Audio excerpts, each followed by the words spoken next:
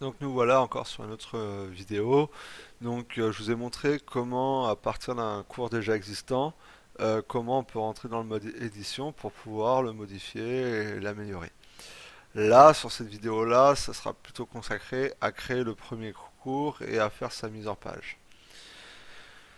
Donc, donc on va aller sur le CFPPA, on va aller sur le 06. Donc là, c'est comme si on rentrait dans notre centre de formation qui se trouve au 88 chemin des Morts. Et là, en fonction de votre groupe de travail, vous allez vous y mettre.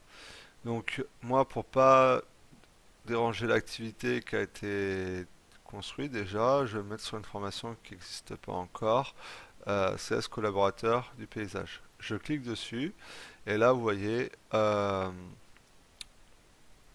ce qu'il y a déjà. Donc il y a mon cours que je suis en train de créer, hein, formation aux outils à distance. Et là, je vais ajouter un nouveau cours. Donc, je mets le nom du cours, un pseudo, d'accord? Donc, euh,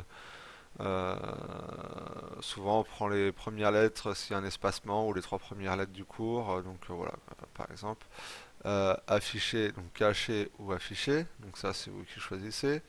Euh, Date de début. Et surtout, ce qui est important, c'est, alors vous pouvez mettre une date de fin de cours, hein. Par exemple, on a acheté une formation pour 3 mois. On estime qu'après ces 3 mois, il devrait plus avoir accès à ce cours. Donc du coup, on bloque à 3 mois. Mais nous, on n'est pas dans ce cas-là. On désactive pour euh, tout simplement avoir illimité dans le temps. Notification de cours, numéro d'identification, ça vous permet de vous repérer quand vous aurez beaucoup de cours, donc soyez rigoureux dans votre notation. Vous mettez un petit résumé, et après, format de cours, ça vous touchez pas, c'est par thématique.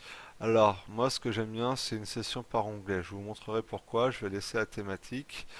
Euh, Nombre de sessions, vous pouvez partir sur 4, mais après vous pouvez les supprimer, etc. Les apparences, donc ça vous imposez pas. Fichier dépôt, ça sert à rien de modifier, hein, c'est le maximum. Suivi d'achèvement, pas besoin. Groupe, aucun groupe. Là, pas besoin. Et là, renommé, vous êtes votre terme pour gestionnaire, etc. Donc ça, pas besoin de trop développer là-dessus. C'est surtout au départ, c'est important de bien mettre en place. Donc je vais pas valider parce que j'ai pas envie de polluer la plateforme par cet exemple-là. Je vais simplement annuler et je vais juste vous montrer l'affichage pourquoi c'est plus intéressant de le mettre par thématique parce que là par exemple ici je l'ai mis par onglet. D'accord. Donc si je veux modifier, donc de- je vais activer le mode d'édition. Donc dans ce mode édition, qu'est-ce que je vais faire maintenant? Bah, je vais aller sur paramètres. Et là, je retrouve ce qu'on a fait au départ, où j'ai sauvegardé.